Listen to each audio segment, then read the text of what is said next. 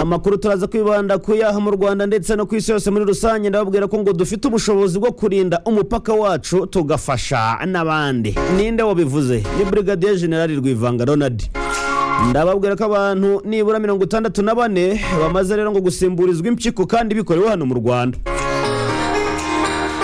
Ndaza kubabwira ko rwose hirya no hino ngo abakoresha imipaka y'u Rwanda ndetse na RDC ngo biyongereyeho ibihumbi 23 ngo kuva M23 yafata Goma.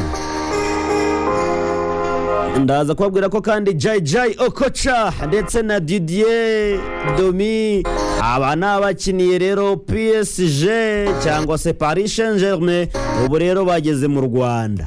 Abo nabakitse dufite rwose mu bayane n'abantu bateye umupira kabisa. Ndaza kubabwira ko rwose ngo bafunze umupaka ariko ngo nibafunze ibitekerezo. Abo nabagore b'inyamuruguru hariya bavuga kwifungwa rero ry'umupaka w'u Burundi. Abagore barabivuze mw'abantu. Ikindi ndaza kubabwira ndabwira ko muri Korea ariko ni Korea y'Epfo, murabizi ko hari na Korea ya Ruguru. Korea y'Epfo rero ngo igiye guha abaturage bayo ngo amafaranga y'ubuntu. Ndabwira ko bavunga imiryango irenga ibihumbi 2 ngo ntigira ubwiherero rwose bituma ku gasozi abantu. Ikindi nuko umwuzuro wisha abantu 51 ahari nko muri Texas. Abandi ngo benshi rero ngo baburirwa irengero. Ikindi ndibabwire nuko Elon Musk nawe ngo yashinze ishyaka rye. Nkawe icyo nakubwira kindi ngo ntitwigeze duteganya gutera RDC iyo ngo tubigira ngo tuba twarageze Kinshasa. General Muhoozi Kainerugaba niwe wabivuze. Nandi yose ne mukanya.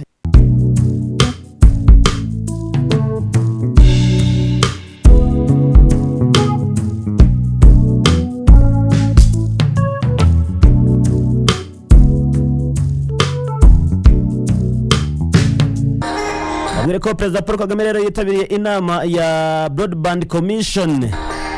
Perezida Paul Kagame rero yitabiriye rwose ibiganiro bya komisiyo y'ubuyobozi ngo y'umuyoboro mugari w'itumanaho bya internet.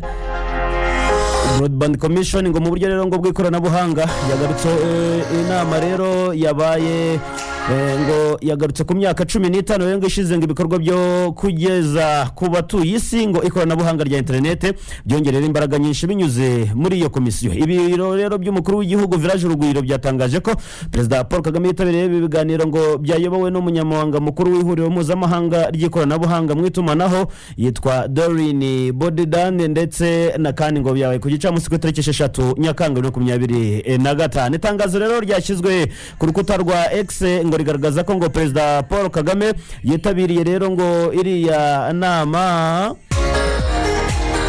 Itangazo rero ryashyizwe ku rukuta rwa X rigaragaza ko Perezida Paul Kagame yitabiriye inama mu buryo bw'ikoranabuhanga. Hagaruka rero ngo ku myaka 15 ishize abantu bose bagezweho n'ikoranabuhanga binyuze muri iyi komisiyo.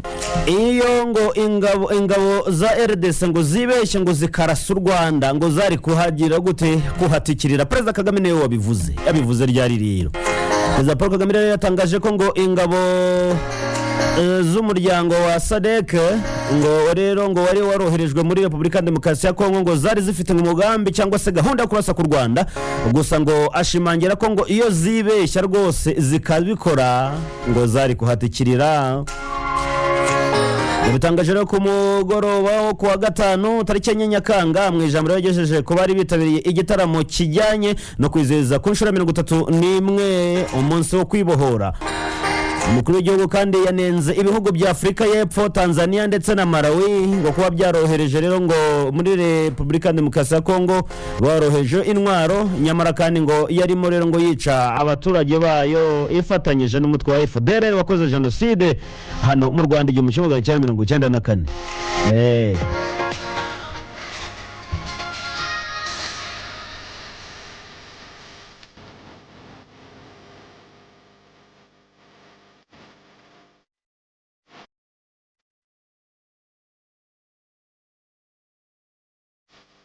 ngo yo hagira uwibeshya karasa n'isasu na rimwe rwose ngo ntago byari buborohere niko yabivuze.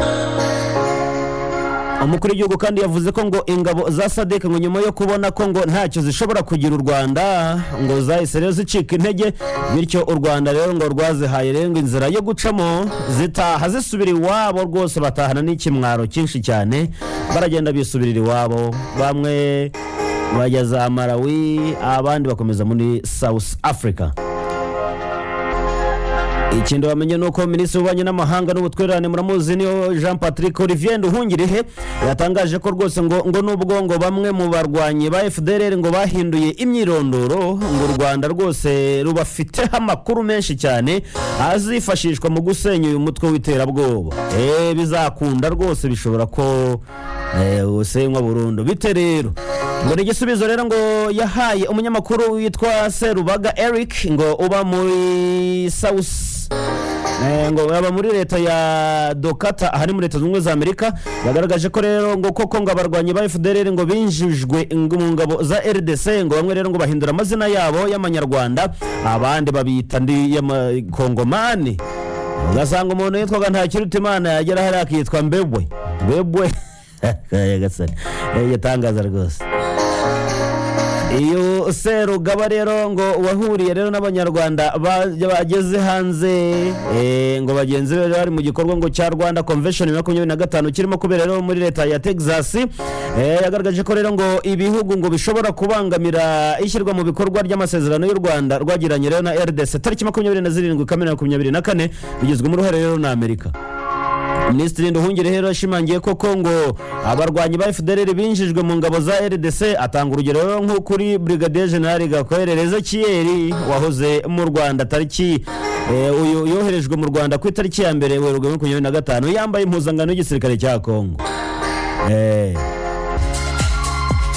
Ikindi nakubwira nuko rwose umuvugizi w'ingabo z'u Rwanda RDF muramuzi ni Brigadier General Ronald Rwivanga yijeje abanyarwanda ko ngo ingabo z'igihugu rwose ngo zitazatezuka mu kubaha umutekano usesuye, kuko ngo imyaka 31 irashize ngo rwose ingabo z'u Rwanda zubatse ubushobozi bwo kurinda umutekano n'ubusugire bw'igihugu n'imipaka yacyo, ndetse kandi zigasagurira n'amahanga. Brigadier General Ronald Rwivanga yabwiye RBA ko ngo ntawe ukwiye rero ngo gushidikanya ngo kukuba ingabo z'igihugu rwose zibumbatiye hamwe umutekano mu buryo bwuzuye, kuko rero ngo ubwo bushobozi bugaragara mu bikorwa bagenda bakora hirya no hino. Rwose abantu nimukwiriye gushidikanya kuri ibi bikorwa. Umuvugizi w'ingabo z'u Rwanda kandi yasobanuye ko ngo ubushobozi bwa RDF bwiyongereye cyane mu buryo bwose bushoboka, ngo ku buryo rwose ingabo z'igihugu ngo zishobora kurinda igihugu byuzuye ndetse bagasagurira n'amahanga. Uyu muyobozi kandi yakomeje avuga ko umuyobozi w'ingabo za Loni rero nawe yavuze ko ariko akaba ari ingabo ziri mu butumwa bwo kugarura amahoro muri Central Africa MINUSCA. Lieutenant General Humphrey Nyone aherutse rero kuvuga ko ngo ubunararibonye bw'ingabo z'u Rwanda ngo bwivugira cyane kuko ngo ngaho zigeze ngo umutekano ugira gutyo kagaruka ibyihebe bikijyana, nta kundi nuko yabivuze uriya muyobozi wa hariya.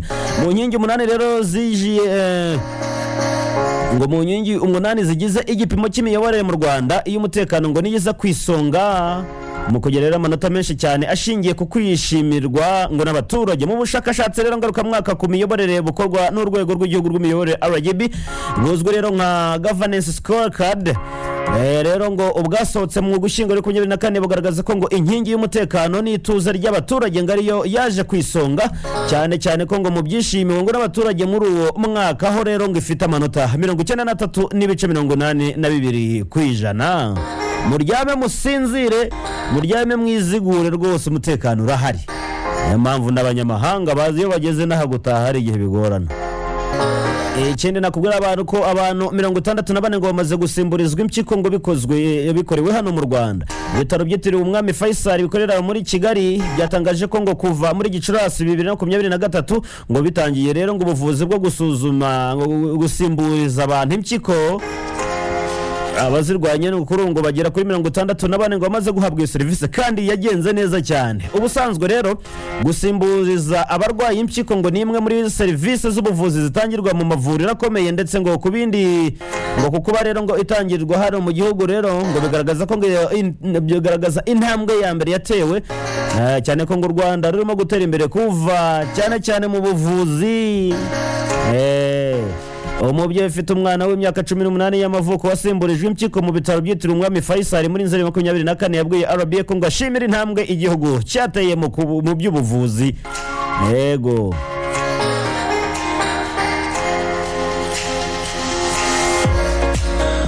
Ikindi nari nakubwiye nuko rwose ngo abakoresha imipaka y'u Rwanda na RDC ngo biyongereyeho nibura ngo ibihumbi 23 ngo kuva rwose M23 yafata Goma. Ibihumbi 23 na M23. Imibare rero itangazwa ngo n'ubuyobozi bw'akarere ka Rubavu igaragaza ko ngo abakoresha imipaka ihuza akarere ka Rubavu ndetse na Repubulika Demokarasi ya Kongo ngo bavuye ku bihumbi 20 ngo bariho muri 2020 hanyuma ngo bagera kugeza 2024 baza rero ngo kuba ngo ibihumbi 43 muri 2025 ngo nyuma yuko rero ngo umujyi wa Goma ngo bohowe n'umutwe wa M23. Iyi mpinduka rero rwose yabaye kuba M23 yarafashe hariya, ariko rero ngo imipaka ngo irimo ngo uwa Grande Barriere uzwi cyane nka La Corniche, harimo kandi Petite Barriere ndetse na Kabuhanga. Rero ngo ihuza RDC n'u Rwanda ngo isigaye rero ifungurwa saa 12 za mu gitondo igafunga saa 4 z'ijoro.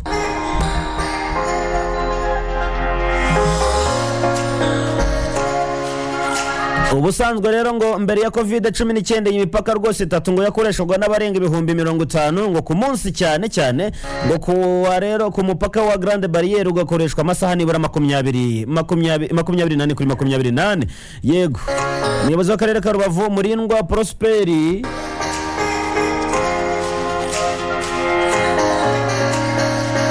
mu kiganiro yagiranye n'ikinyamakuru Igihe yatangaje ko rwose ngo imibare y'abakoresha imipaka ngo ihuza akarere ka Rubavu ndetse na RDC ngo bageze ku bihumbi 43. Mukomeze mugende muhahirane nyabuneka, burya nta kintu biba bitwaye guhahirana ni sava.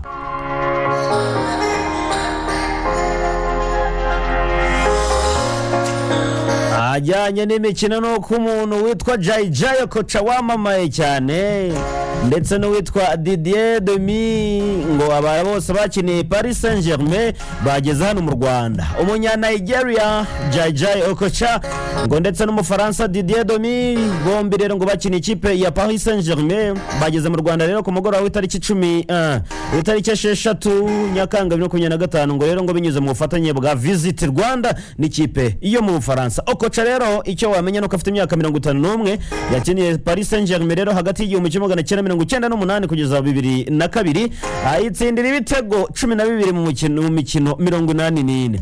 Ni mu gihe rero Didier Arsène Marcel Domi uyu afite imyaka 47 ngo yero imyugariro cyane w'iburyo yakiniye ikipe ya Paris Saint-Germain ngo hagati y'96 kugera muri 98 ngo ndetse na hagati ya 2001 na 2004.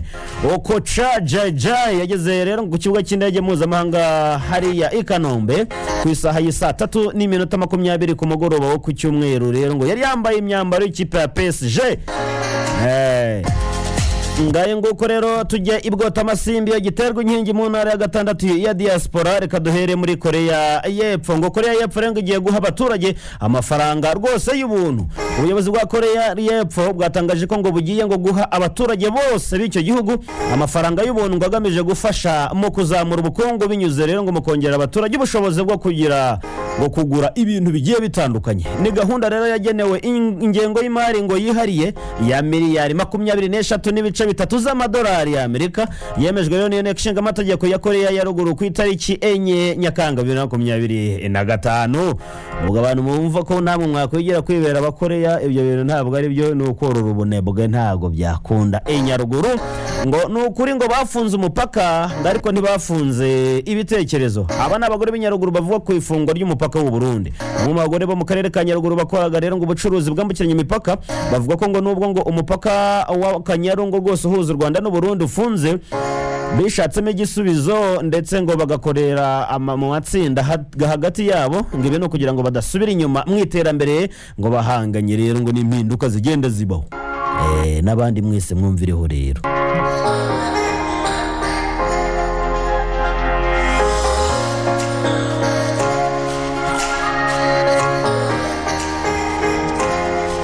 General Muhoozi Kainerugaba nawe yagize ibyo avuga. Abategetsi b'igisirikare cya Uganda ngo rero barahakana rero ngo uruhare rwabo mu bibazo cyane cyane ngo mu kibazo cy'umutekano umuke nguri hagati ya Repubulika ya Demokarasi ya Kongo. Ni raporo rero ngo muri raporo ngo iheruka cyane cyane raporo yakozwe n'impuguke z'umuryango w'Abibumbye ngo zatunze agatoki rero Uganda ngo zivuga ko ngo yohereje abasirikare bashya ngo barenga ibihumbi n'ibihumbagiza ba UPDF mu mujyi wa Bunia ngo no muri territoire ya Mahagi ndetse na Julu muri Turi, ariko rero ngo batabanje ngo kubihererwa uburenganzira ntabwo ngo bikunda.